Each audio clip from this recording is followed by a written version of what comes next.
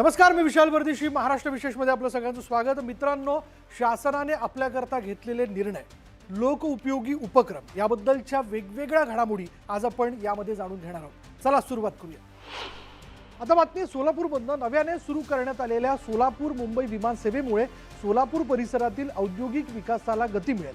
पर्यटन क्षेत्राला चालना मिळून रोजगाराच्या नव्या संधी निर्माण होतील असा विश्वास मुख्यमंत्री देवेंद्र फडणवीस यांनी व्यक्त केला. सोलापूर मुंबई विमान सेवेच्या शुभारंभ प्रसंगी ते बोलत होते.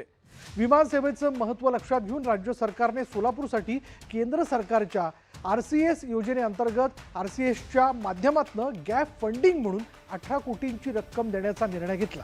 त्यानंतर ही विमान सेवा सुरू झाली आहे. ही मुंबई सोलापूर विमान सेवा म्हणजे सोलापूरला आता आम्ही जगाशी जोडतो आहोत. या ठिकाणी पंढरपूर असेल, विठ्ठलाचं दर्शन घेणारे, आई तुळजाभवानीचं दर्शन घेणारे, सिद्धरामेश्वरांचं दर्शन घेणारे असे सगळे जे भाविक आहेत त्यांच्याकरता ही एक मोठी सेवा आता या ठिकाणी उपलब्ध होणार आहे.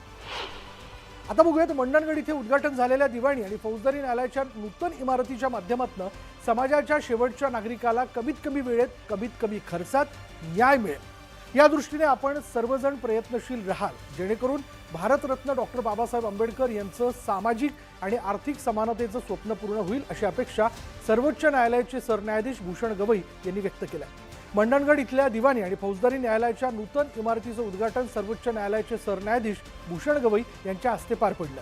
याप्रसंगी मुख्यमंत्री देवेंद्र फडणवीस, उच्च न्यायालयाचे मुख्य न्यायमूर्ती चंद्रशेखर, उपमुख्यमंत्री एकनाथ शिंदे, पालकमंत्री डॉक्टर उदय सामंत, उच्च न्यायालयाचे न्यायमूर्ती मकरंद कर्णिक, पालक न्यायाधीश न्यायमूर्ती माधव जामदार उपस्थित होते. आता बघूयात, माता रमाबाई आंबेडकर नगर आणि कामराज नगर झोपडपट्टी पुनर्वसन योजनेच्या पहिल्या टप्प्यातील 4345 घरांसाठीचा भूमिपूजन सोहळा पार पडला. या योजनेचं भूमिपूजन मुख्यमंत्री देवेंद्र फडणवीस यांच्या हस्ते झालं आणि यावेळी उपमुख्यमंत्री आणि प्राधिकरणाचे अध्यक्ष एकनाथ शिंदे, उपमुख्यमंत्री अजित पवार उपस्थित होते. रमाबाई नगर आणि कामराज नगरच्या रहिवाशांनी एक स्वप्न पाहिलं होतं आणि ते स्वप्न आज प्रत्यक्षात साकार होणार आहे. इथल्या रहिवाशांना आम्ही 2 वर्षांचं भाडं देऊ केलेलं आहे, परंतु 3ऱ्या वर्षांचं भाडं देण्याची वेळच येणार नाही, इतक्या गतीने आम्ही या प्रकल्पाचं काम पूर्ण करणार आहोत, अशी ग्वाही मुख्यमंत्री देवेंद्र फडणवीस यांनी यावेळी दिली. MMRD आणि SRAनं संयुक्त भागीदारीच्या तत्वावर राबवण्यात आलेल्या या योजनेमुळं माझ्या झोपडपट्टीतील रहिवाशांचं जीवनमान उंचावेल, संपूर्ण परिसराचा विकास साधला जाईल. शाश्वत विकासाच्या तत्वावर आधारलेली ही योजना भविष्यातील झोपडपट्टी पुनर्वसन प्रकल्पाचं एक आदर्श नमुना ठरेल. या योजनेच्या अंमलबजावणीमुळं सर्व मुंबईकरांचे घराचे आणि झोपडपट्टी मुक्त महाराष्ट्र करण्याचं धोरण हे महाराष्ट्र शासनाच्या उद्दिष्टास गती प्राप्त होणार आहे. आता बातमी बघूयात. नागपुरात सर्व सोयी सुविधांयुक्त जागतिक दर्जाचं कन्व्हेन्शन सेंटर उभारण्यात येणार आणि याबाबत स्पेन इथल्या फिरा बार्सिलोना इंटरनॅशनल कंपनी समवेत वर्षा निवासस्थानी मुख्यमंत्री देवेंद्र फडणवीस यांच्या उपस्थितीत सामंजस्य करार करण्यात आला. नागपूरला उभारण्यात येणारं कन्व्हेन्शन सेंटरसाठी निवडण्यात येणारी जागा सर्व परिवहन सेवांनी उत्तमरित्या जोडलेली असावी, अशी सूचना मुख्यमंत्री देवेंद्र फडणवीस यांनी केली.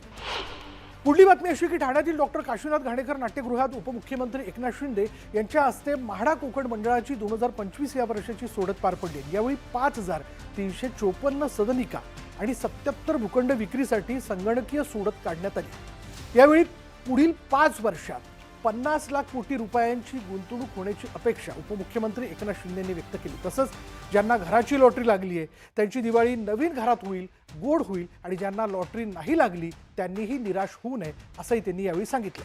यावेळी परिवहन मंत्री प्रताप सरनाईक, खासदार नरेश मस्के, आमदार निरंजन डावखरे, कोकण मंडळाचे मुख्य अधिकारी तसंच म्हाडाचे अधिकारीही उपस्थित होते.